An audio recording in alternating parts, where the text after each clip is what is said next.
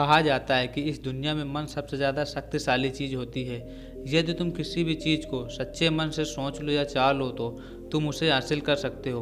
दोस्तों, ये मैं नहीं कह रहा हूँ, ये वो सभी महापुरुष कहते हैं जो आज सफल हैं। यदि ये बात सत्य है तो जो हम अपने मन में सोचते हैं वो हमको हासिल क्यों नहीं होती है।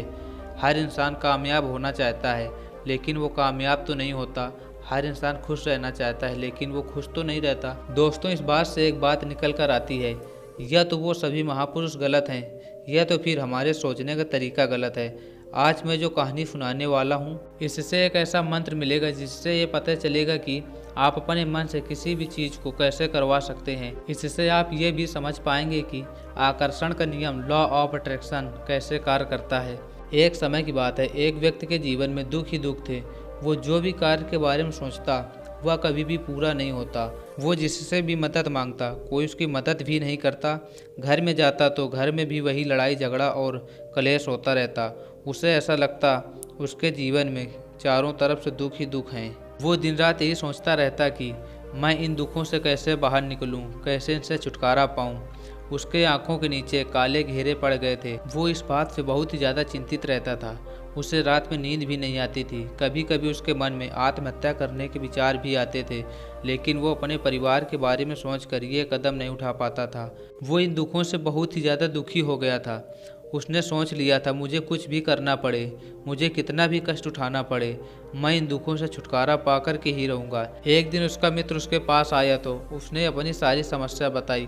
ये सुनने के बाद उसका मित्र बोला, तुम किसी महात्मा या बाबा के पास जाओ। मैंने सुना है कि बाबाओं के पास जाने से सारे दुख खत्म हो जाते हैं, जीवन खुशियों से भर जाता है।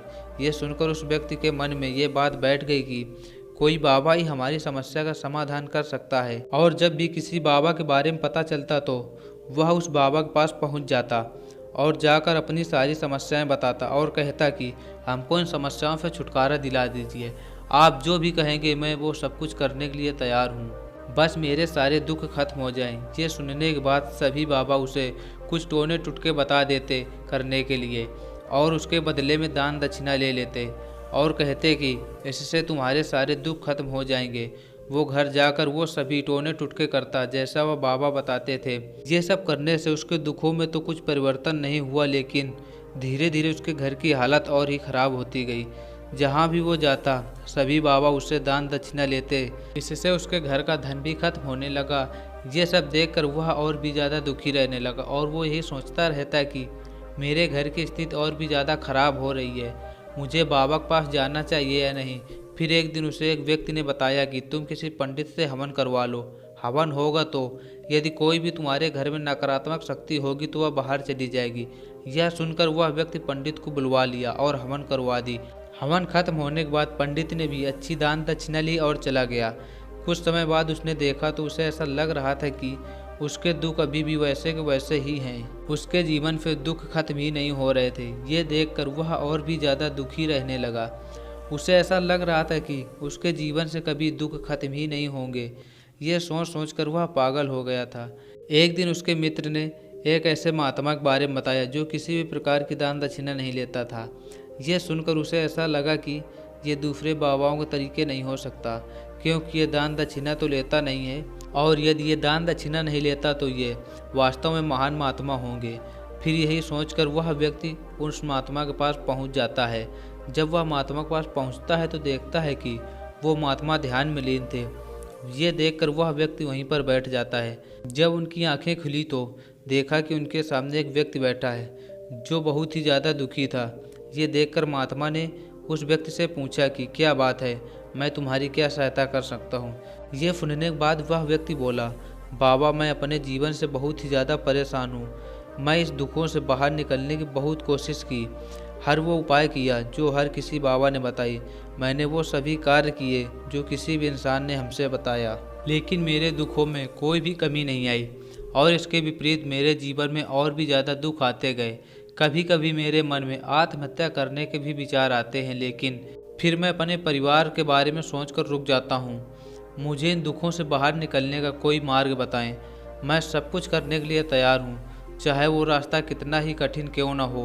ये सुनकर महात्मा ने सोचा कि व्यक्ति वास्तव में बहुत ज़्यादा दुखी है। महात्मा ने व्यक्ति से कहा कि बेटा, दुखों से बाहर निकलने का मंत्र ऐसे ही नहीं मिल जाता। मंत्र पाने के लिए बहुत कुछ करना पड़ता है। यह सुनकर व्यक्ति सोच में पड़ गया कि ये भी बाबा दान दक्षिणा ही मांगेंगे। फिर वो सोचकर बोला कि महात्मा, आप जो चाहें वो ले सकते हैं, जितनी चाहे दान दक्षिणा ले सकते हो, लेकिन आपका मंत्र कार्य करना चाहिए। हमको इसका फल मिलना चाहिए, हमारे दुख खत्म हो जाने चाहिए। इसके बाद आप जो भी दान दक्षिणा चाहते हो वो मैं आपको सब कुछ दे दूंगा। ये सुनकर महात्मा ने कहा कि दान दक्षिणा तो बहुत छोटी चीज़ है, वो हमको नहीं चाहिए। ये सुनकर व्यक्ति सोच में पड़ गया। कुछ देर बाद वह व्यक्ति बोला, बाबा आप कहें तो मैं सब कुछ कर सकता हूँ, आप कहें तो मैं कांटों पर भी चल सकता हूँ, आप बस हमको आदेश दीजिए। ये सुनकर महात्मा ने कहा, ये सब मैं छोटी चीज़ नहीं करवाने वाला हूँ। वो जो चीज़ है वो बहुत ही कठिन मंत्र है, उसे तुम पूरा कर पाओगे? ये सुनकर व्यक्ति बोला, आप बताइए तो सही, हमको क्या करना होगा? मैं कुछ भी करने को तैयार हूँ। महात्मा उस व्यक्ति से कहते हैं कि घर जाते समय तुम्हें अपने मन में कहते हुए जाना है कि मैं सुखी हूँ, मैं सुखी हूँ, मैं सुखी हूँ। ये बार बार तुमको कहना है, पर याद रहे ये शब्द मुंह से बाहर नहीं आने चाहिए, ये मन में ही रहने चाहिए। यह सुनकर व्यक्ति बोला, बाबा बस इतनी सी बात, लेकिन इससे होगा क्या? महात्मा ने कहा कि तुम सभी बाबाओं की बात मानी है तो एक बार इस बाबा की भी बात मान कर देख लो। ये सुनकर व्यक्ति बोला, ठीक है बाबा, और वो ये कहकर वहाँ से जाने लगा। तभी महात्मा उस व्यक्ति से कहा कि एक बात याद रखना, जब तुम इस मंत्र को दोहराओ तो तुम्हारे मन में बंदर का ख्याल नहीं आना चाहिए, तभी ये मंत्र कार्य करेगा। यह सुनकर व्यक्ति बोला, ठीक है बाबा, आज तक मेरे मन में बंदर का ख्याल कभी नहीं आया, तो अब क्या आएगा? ये कहकर वह व्यक्ति वहाँ से चला गया। जब वह रास्ते में जा रहा था तो उसके मन में बंदर का ख्याल आ गया। बंदर का ख्याल आते ही वह व्यक्ति सोचने लगा कि आज तक उसके मन में बंदर का ख्याल कभी नहीं आया, तो आज क्यों आने लगा, और वो मंत्र भूल गया। बंदर के बारे में सोचने लगा। जब उसे थोड़ी देर बाद ख्याल आया तो वह फिर से उसी मंत्र को दोहराते हुए जाने लगा कि मैं सुखी हूँ, मैं सुखी हूँ। लेकिन उसे अचानक से एक बंदर दिखाई दिया। ये देखकर वह व्यक्ति सोचने लगा कि मैं पूरी कोशिश कर रहा हूँ कि मेरे मन में बंदर का ख्याल तक ना आए, लेकिन उसे तो बंदर दिखाई दे गया। वह जैसे तैसे घर पहुँचा। घर पहुँचने के बाद वह अपनी पत्नी से बोला, हे बंदरिया, हमको खाना में बंदर परोस दो। जब उसे ये एहसास हुआ कि मैं ये क्या बोल रहा हूँ, वह अपना सर दीवार में पटकने लगा और वो अपने बाल नोचने लगा। वो पागल होने लगा। ये सोचकर कि आज तक उसके मन में बंदर का ख्याल तक नहीं आता था, आज अचानक से उसके मन में बंदरों के ही ख्याल आ रहे हैं। वो पूरी रात यही सोचता रहा। सुबह होते ही वह व्यक्ति महात्मा के पास जाकर उनके चरणों में गिर पड़ा और कहने लगा कि बाबा, पता नहीं हमको क्या हो गया है। जब से आपने कहा है कि बंदर के ख्याल मन में नहीं आने चाहिए, तब से मन में बंदर के ख्याल ही आते रहते हैं। उस व्यक्ति ने कहा कि बाबा, हमको आपके पीछे पेड़ पर बैठे बंदर केला खाते हुए दिखाई दे रहे हैं, पता नहीं ये मेरे साथ क्या हो रहा है। ये सुनने के बाद महात्मा हंसते हुए बोले, बेटा, मन का जाल समझ पाना इतना आसान नहीं है। बंदर तो पहले भी इन्हीं पेड़ों पर घूम रहे थे, लेकिन जब तुम्हारे मन में बंदर नहीं था, जब तुम्हारे मन में सिर्फ दुख था। महात्मा ने कहा कि हम जिस चीज़ से दूर भागना चाहते हैं वह चीज़ हमारे मन से कभी दूर नहीं होती है, वो हमारे अंतर मन में समा जाती है। हम जिस भी चीज़ से छुटकारा पाना चाहते हैं उस चीज़ से हम इसीलिए छुटकारा पाना चाहते हैं क्योंकि वह चीज़ हमारे अंतर मन से जुड़ी हुई होती है, और हम उस चीज़ से जितना दूर भागना चाहते हैं वह चीज़ उतनी ही हमारे अंतर मन में बैठती चली जाती है।